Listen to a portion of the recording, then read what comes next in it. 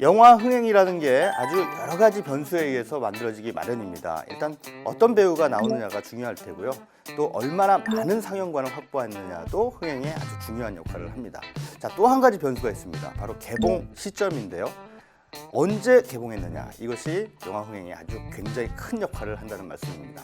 오늘 까칠한 시선에서는 때를 잘 못 만났거나 혹은 때를 잘 만난 영화들의 사례를 살펴보겠습니다. 지난 설 연휴에 맞춰서 개봉했던 영화죠. 검사외전. 이미 900만 명을 넘어서 1000만까지 바라보고 있는 상황인데요. 검사외전을 보신 많은 분들이 그러더군요. 아무리 황정민과 강동원이 주인공으로 나왔다 할지라도 이게 과연 이 정도 흥행을 할 만한 완성도를 갖춘 영화냐? 사실 저도 어느 정도 동의하는 바입니다.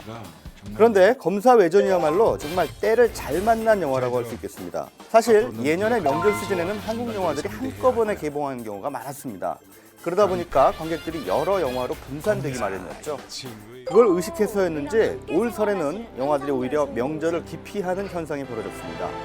설에 개봉해도 괜찮을 뻔한 오빠 생각이나 로봇소리 같은 휴먼 드라마 영화들이 일찌감치 1월에 개봉을 했고요.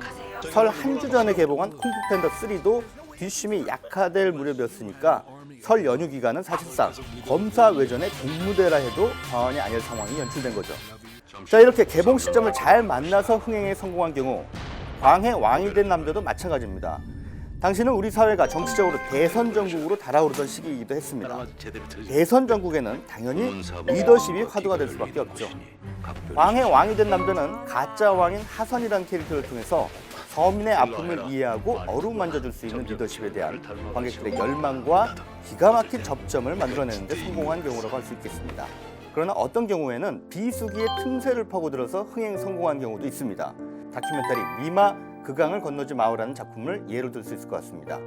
이 영화는 전형적인 비수기 시즌인 11월에 개봉했는데요. 영화가 개봉 초반 입소문을 타면서 흥행 탄력이 붙었고요. 그 탄력이 성수기인 12월 말까지 꾸준한 상승세로 이어져서 폭발력을 만들어낸 경우라고 할 수 있겠습니다. 만약 이 영화가 11월이 아닌 12월 중순 이후에 개봉했다면 다른 큰 영화들에 치이면서 500만 가까운 흥행을 연출해낼 수 있었을까요? 결과론적인 얘기지만 아마도 쉽지 않았을 겁니다. 반대로 개봉 시점을 잘못 잡는 바람에 참패한 경우도 있습니다. 나홍진 감독의 영화 황해가 그런 경우라고 할 수 있겠죠. 영화 황해는 대단히 어두운 내용을 담고 있습니다. 그런데 영화가 연말 시즌에 개봉을 했죠. 연말에는 대부분의 관객들이 뭔가 가슴 따뜻해지는 그런 이야기를 보고 싶어합니다. 당연히 황해는 철저히 내면을 당하고 말았죠. 총 제작비 100억 원을 들인 이 영화는 그래서 손익분기점에 반타작에도 못 미치는 흥행 성적을 내고 말았습니다.